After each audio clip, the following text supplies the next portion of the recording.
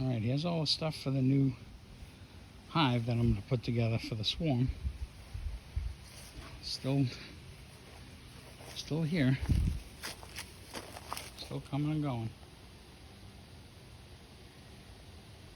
So the plan is get the hive in there. 5 frames plus 5 new ones that are just freshly waxed. I feed them some sugar water that's there. I got 5 gallons mixed up. This thing holds 3, I think, so I have some extra. And we'll put them up on cinder blocks similar to how the pair is done. Let's see how this goes.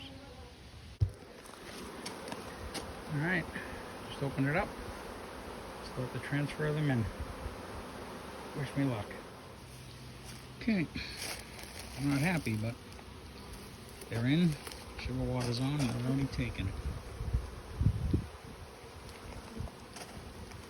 I'll leave the box on the ground and let them get settled.